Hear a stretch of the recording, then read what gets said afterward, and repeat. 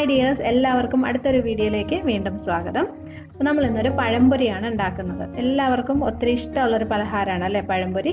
സാധാരണ നമ്മൾ ഉണ്ടാക്കുന്നതൊന്നും കുറച്ച് ചെറിയ ചെറിയ മാറ്റങ്ങളൊക്കെ വരുത്തിയിട്ട് കുറച്ചും കൂടി നല്ല ടേസ്റ്റി ആയിട്ടാണ് ഇത് ഉണ്ടാക്കുന്നത്. പിന്നെ ഈ പഴംപൊരിയുടെ മാവ് വെച്ച് തന്നെ ഒരു കുഞ്ഞു പലഹാരവും കൂടി ഉണ്ടാക്കി കാണിക്കുന്നുണ്ട്. അത് കുട്ടികൾക്കൊക്കെ ഒത്തിരി ഇഷ്ടമാവുന്നതാണ്. അപ്പം എന്തായാലും ഇത് രണ്ടും എങ്ങനെയാണ് ഉണ്ടാക്കുന്നത് നമുക്ക് നോക്കാം. അപ്പോൾ പഴംപൊരി ഉണ്ടാക്കാനായിട്ട് 2 ഏത്തപ്പഴമാണ് ഞാൻ എടുത്തിരിക്കുന്നത്. കുറച്ച് പഴുത്ത പഴമായിരിക്കണം കേട്ടോ. ചില ഓവറായിട്ട് പഴുത്തതല്ല, എന്നാലും അത്യാവശ്യം നല്ല പഴുത്തതായിരിക്കണം. എന്നാലേ നമ്മൾ ഫ്രൈ ചെയ്ത് എടുത്തു കഴിയുമ്പോൾ ആ പാകത്തിന് വെന്ത് കിട്ടത്തുള്ളൂ. പച്ച കടിച്ചു കഴിഞ്ഞാൽ നമ്മൾ ചില പഴംപൊരിയൊക്കെ കഴിക്കുമ്പോൾ ഒരു പച്ച ചുവ കാണത്തില്ലേ, അതൊരു ടേസ്റ്റ് കാണത്തില്ല. അപ്പോൾ ഇതുപോലെ അത്യാവശ്യം നല്ല പഴുത്ത പഴം തന്നെ എടുക്കാം.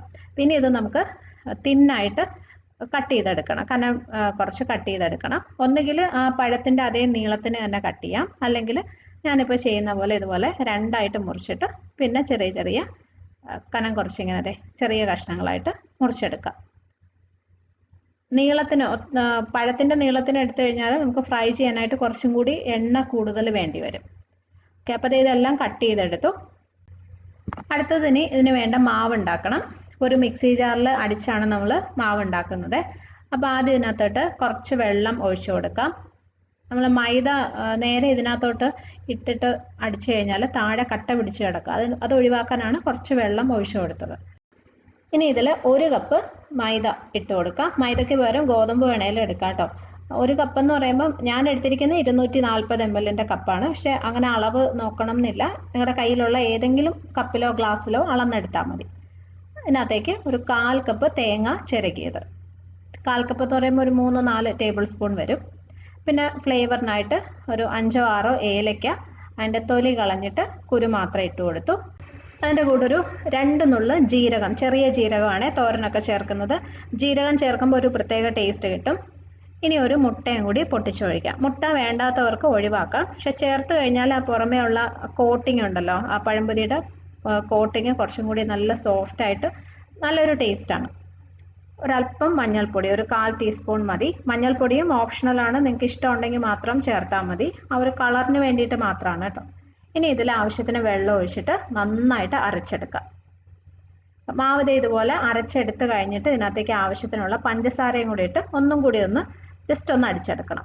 പഞ്ചസാരയ്ക്ക് അങ്ങനെ കൃത്യ അളവൊന്നുമില്ല, നിങ്ങളുടെ ഇഷ്ടം പോലെ ചേർക്കാം. അപ്പം ഞാനൊരു 2 ടേബിൾ സ്പൂൺ ആയിട്ടിരിക്കുന്നത്. അപ്പോൾ ഇതൊന്നും കൂടി അടിച്ചെടുത്തിട്ട് നമുക്കൊരു ബൗളിലോട്ട് ഒഴിച്ചു വയ്ക്കാം. ഇനി ഇതിനകത്തേക്ക് ഒരല്പം ഉപ്പ്, 1/4 ടീസ്പൂൺ, ആ മധുരമൊക്കെ ഒന്ന് ബാലൻസ് ചെയ്യാനായിട്ട് മാത്രം 1/4 ടീസ്പൂൺ ഉപ്പും 1/4 ടീസ്പൂൺ ബേക്കിംഗ് സോഡ, അപ്പക്കാരം ഉണ്ടല്ലോ ബേക്കിംഗ് സോഡ, ഒരല്പം വെള്ളത്തിലൊന്ന് മിക്സ് ചെയ്തിട്ട് അതും കൂടി ചേർത്ത് കൊടുക്കുന്നുണ്ട്.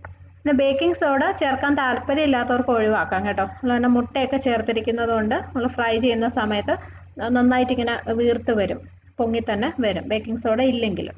ഓക്കെ, അപ്പോൾ ഇത് നന്നായി മിക്സ് ചെയ്ത് വെച്ചത് ഈ ഒരു പരുവത്തിലായിരിക്കണം, ഇത്രയും കട്ടിയായിരിക്കണം മാവ്. എന്നാലേ നമ്മൾ പഴം മുക്കിയെടുക്കുന്ന സമയത്ത് നന്നായിട്ട് അതിൻ്റെ മുകളിൽ കോട്ട് ചെയ്തിരിക്കത്തുള്ളൂ. അഥവാ നിങ്ങളിത് അടിച്ചെടുക്കുന്ന സമയത്ത് ലൂസായി പോയെന്ന് തോന്നിയാലും കുഴപ്പമില്ല, കുറച്ചും കൂടി മൈദ ഇട്ടിട്ട് ആ ഒരു പരുവം കറക്റ്റാക്കി എടുത്താൽ മതി. ഓക്കെ, അപ്പോൾ ഇത് റെഡിയായി. ഇനി നമുക്ക് ഫ്രൈ ചെയ്യാൻ തുടങ്ങാം.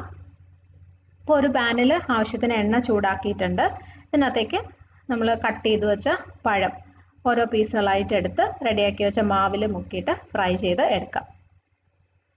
ഞാൻ ആദ്യം പറഞ്ഞ പോലെ നല്ല നീളത്തിനാണ് നമ്മൾ കട്ട് ചെയ്തെടുത്തെങ്കിൽ ഇതിലും കൂടുതൽ എണ്ണ വേണ്ടി വരും കേട്ടോ. അപ്പം അതുകൊണ്ടാണ് ഞാൻ എപ്പോഴും ചെറിയ കഷ്ണങ്ങളായിട്ട് മുറിക്കുന്നത്. അപ്പോൾ ഇതൊരു മീഡിയം ഫ്ലെയിമിലിട്ടിട്ട് ഫ്രൈ ചെയ്യണം. ഒരു സൈഡ് ഒന്ന് ബ്രൗൺ ആയി കഴിയുമ്പോൾ തിരിച്ചിട്ട് കൊടുക്കുക. പഴംപൊരി എത്രത്തോളം മൊരിഞ്ഞ് വരണമെന്നുള്ളത് നിങ്ങളുടെ ഇഷ്ടം പോലെ എടുക്കാം കേട്ടോ. എനിക്ക് എപ്പോഴും ഈ ഒരു ബ്രൗൺ കളറിൽ വരുന്നതാണ് ഇഷ്ടം. കുറച്ചും കൂടി നല്ല ഒരു മഞ്ഞ കളറിൽ തന്നെ കിട്ടണമെന്നുണ്ടെങ്കിൽ കുറച്ചും കൂടി മുന്നേ തിരിച്ചിട്ട് കൊടുത്താൽ മതി. അപ്പോൾ ഇതെല്ലാം റെഡി ആയിട്ടുണ്ട്. നമുക്കത് എണ്ണയിൽ നിന്ന് മാറ്റാം. കാണുമ്പോൾ തന്നെ അറിയാലോ നന്നായിട്ട് ആ പുറമേ ഉള്ള മാവൊക്കെ നല്ല വീർത്ത് വന്നിട്ടുണ്ട്. അത് മുട്ടയൊക്കെ ചേർത്തിരിക്കുന്നതുകൊണ്ട് തന്നെ കുറച്ചും കൂടി നല്ല ടേസ്റ്റാണ് അതിന്. നന്നായിട്ട് ആ പഴത്തിൻ്റെ പീസുകളിൽ ഇങ്ങനെ കോട്ട് ചെയ്ത് ഇരിക്കും. അപ്പോൾ ഇത് നമുക്ക് ഒരു പാത്രത്തിലോട്ട് മാറ്റാം. ഇതുപോലെ തന്നെ ബാക്കിയുള്ളതും ഫ്രൈ ചെയ്തെടുക്കണം. പിന്നെ ഇതേ രീതിയിൽ തന്നെ ഈ ഏത്തപ്പഴത്തിന് പകരം ബ്രെഡും നിങ്ങൾക്ക് ഫ്രൈ ചെയ്തെടുക്കാം കേട്ടോ. അത് നല്ല ടേസ്റ്റിയാണ്. കുറച്ച് കറുത്ത എള്ളും കൂടി ഈ മാവിലിട്ട് മിക്സ് ചെയ്തെടുക്കുകയാണെങ്കിൽ ഈ ബ്രെഡ് അങ്ങനെ പൊരിച്ചെടുത്ത് കഴിഞ്ഞാൽ നല്ലൊരു സ്നാക്കാണ്. അപ്പോൾ അങ്ങനെ നിങ്ങൾക്ക് ട്രൈ ചെയ്ത് നോക്കാവേ. ഇനി ഏത്തപ്പഴമൊക്കെ ഫ്രൈ ചെയ്ത് എടുത്തു കഴിഞ്ഞിട്ട് ബാക്കി വരുന്ന മാവ് ദേ ഇതുപോലെ ഒരു സ്പൂണിൽ ചെറിയ ചെറിയ ബോൾസ് ആയിട്ട് ഇങ്ങനെ കോരി ഒഴിച്ചു കഴിഞ്ഞാൽ അതും ഒരു അടിപൊളി സ്നാക്കാണ്. കുട്ടികൾക്ക് അത് ഒത്തിരി ഇഷ്ടമാവും. കുഞ്ഞു കുഞ്ഞു ബോൾസ് ആണ്, നല്ല ടേസ്റ്റാണ്. അത് ഇതുപോലെ പെട്ടെന്ന് പെട്ടെന്ന് നമുക്ക് ഫ്രൈ ചെയ്തെടുക്കാൻ പറ്റും. ചെറിയ ബോൾസ് ആയതുകൊണ്ട് പെട്ടെന്ന് വെന്ത് കിട്ടും. അപ്പോൾ ഇത് രണ്ടും വളരെ ഈസി ആയിട്ട് ഉണ്ടാക്കാൻ പറ്റുന്ന പലഹാരങ്ങളാണ്. ഒരുപാട് പേരും ഉണ്ടാക്കുന്നത് തന്നെയായിരിക്കും. പക്ഷെ നിങ്ങൾ ആരെങ്കിലും ഇതുവരെയും ഈ രീതിയിൽ ട്രൈ ചെയ്ത് നോക്കിയിട്ടില്ലെങ്കിൽ തീർച്ചയായിട്ടും ഒന്ന് ഉണ്ടാക്കി നോക്കണം കേട്ടോ. അപ്പോൾ ഈ റെസിപ്പി നിങ്ങൾക്ക് ഇഷ്ടമായെങ്കിൽ ലൈക്ക് ചെയ്യാനും ഷെയർ ചെയ്യാനും കമൻറ്റ് ചെയ്യാനും മറക്കരുത്. സബ്സ്ക്രൈബ് ചെയ്തിട്ടില്ലാത്തവരുണ്ടെങ്കിൽ ഒന്ന് ചെയ്ത് സപ്പോർട്ട് ചെയ്യണേ.